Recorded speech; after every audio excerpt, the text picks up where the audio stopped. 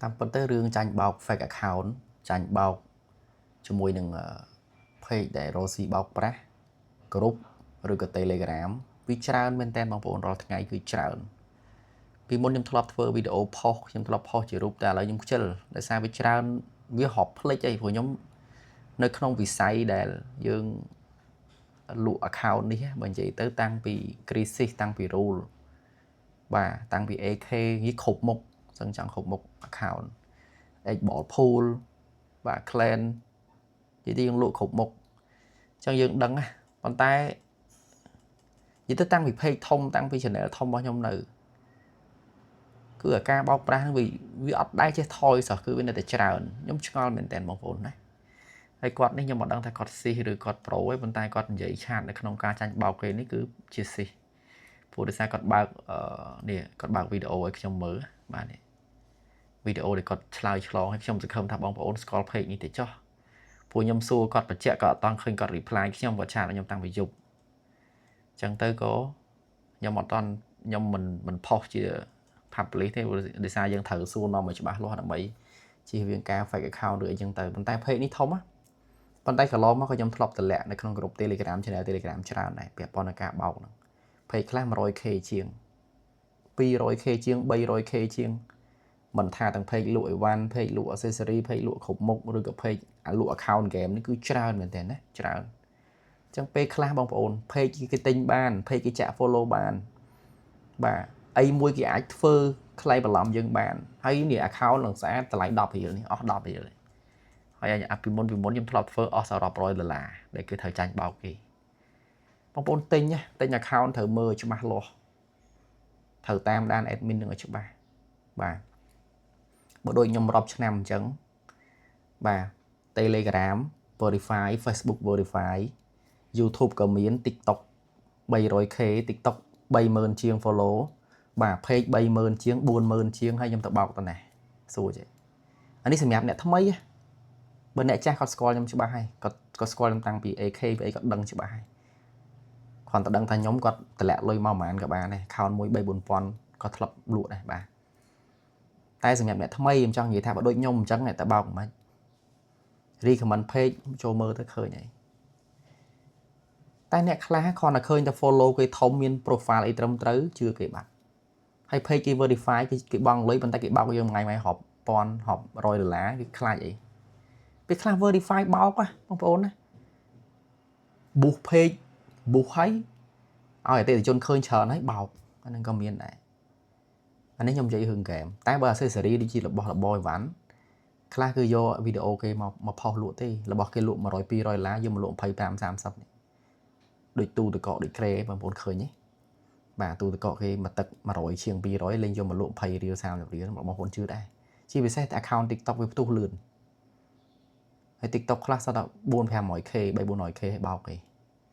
តាក់ទងតាម Telegram បោកឲ្យលុប information ចោលខ្ទេចលុបអីដែលយើងនិយាយនេះអស់លីងអញ្ចឹងអានេះខ្ញុំនិយាយរឿងអានេះ account game ខ្ញុំសង្ឃឹមថាបងប្អូនស្គាល់ page ហ្នឹង page ហ្នឹង 50000 follow ជាងបាទ 50000 ជាងខ្ញុំនិយាយប៉ុណ្ណឹងហើយ 50000 ជាងមានច្រើនណាស់ព្រោះខ្ញុំអត់តន់បញ្ជាក់ឲ្យច្បាស់ដោយសារតែខ្ញុំសួរគាត់អត់តន់ឆ្លើយចុងក្រោយនេះប៉ុន្តែខ្ញុំមើលទៅគឺទម្រង់នេះគឺគេបោកគាត់បាត់ទៅហើយព្រោះ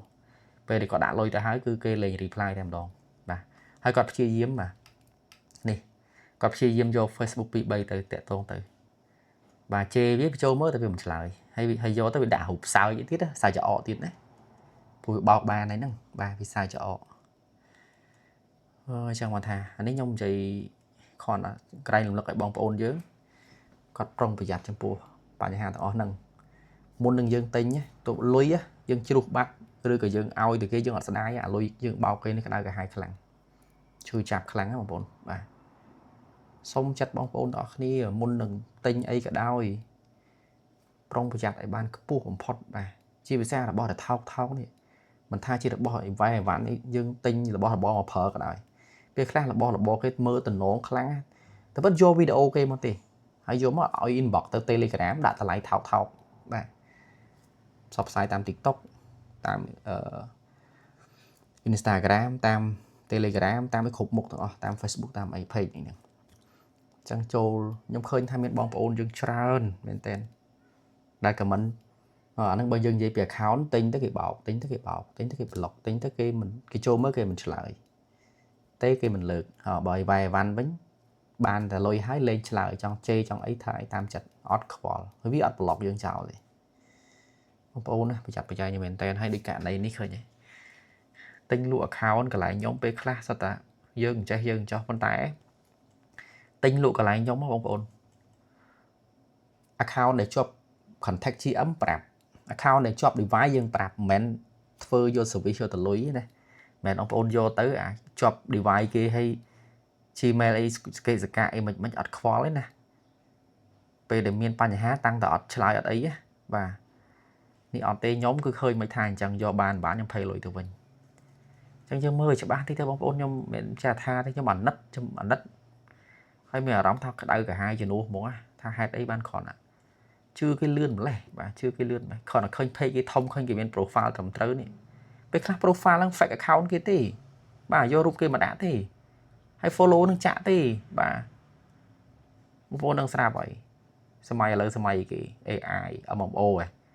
ចង់បាន100 account 1000 account យកមកធ្វើអីមួយធ្វើគេធ្វើអត់កើតមែននេះអស់លុយតិចទេប៉ុន្តែខ្ញុំក្តៅក្រហាយពេកវាច្រើនពេកហើយមួយថ្ងៃគឺដឹងថាចាញ់បោកដល់នេះចាញ់បោកដល់នោះគេបោកខ្ញុំមិញមកមួយទៀតបងជួយខ្ញុំផងឥឡូវគេបោក account ខ្ញុំធ្វើមិនយកវិញបានធ្វើមិនហើយនេះគាត់អស់លុយអត់បាន account មួយផឹកមិញមួយទៀតនេះអានេះមិនសមមិញទេតាក់តងខ្ញុំសមមិញតាមម៉ោង5ហ្នឹងបាទហើយគិតមិនដល់ចឹងពេកអើយបងប្អូនសុំចិត្តហើយពេលដែលឃើញគេផុសពាក់ព័ន្ធនឹងការបោកប្រាស់ហើយនេះមិនថាខ្ញុំឬគេទេត្រូវ share ចែករំលែកឲ្យបានច្រើនផងបាទកុំឲ្យចាញ់បោកអញ្ចឹងរហូតណាតែ page យើងមើលដែរណា page ខ្លះបោកគេឲ្យធ្វើវីដេអូទៀតប្រយ័ត្នប្រយែងកន្លែងហ្នឹង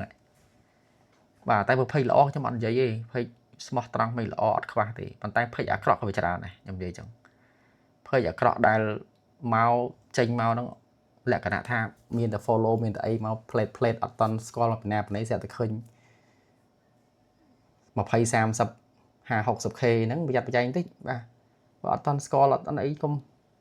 បថយយើងអស់តែលុយអស់តែ account ហ្នឹងហើយចឹងវីដេអូមានប៉ុណ្្នឹងឯងសង្ឃឹមថាបងប្អូនមុននឹងមានការទិញលក់អីមួយយើងត្រូវប្រយ័ត្នហើយជាពិសេសខ្ញុំ recommend ណា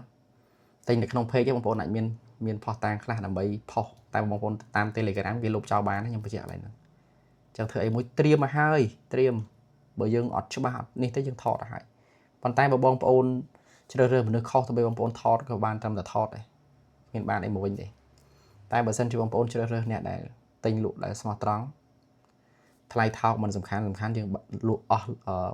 លក់អីវ៉ាន់បានលុយអស់លុយបានអីវ៉ាន់មកបាទអស់លុយបាន account មកលេង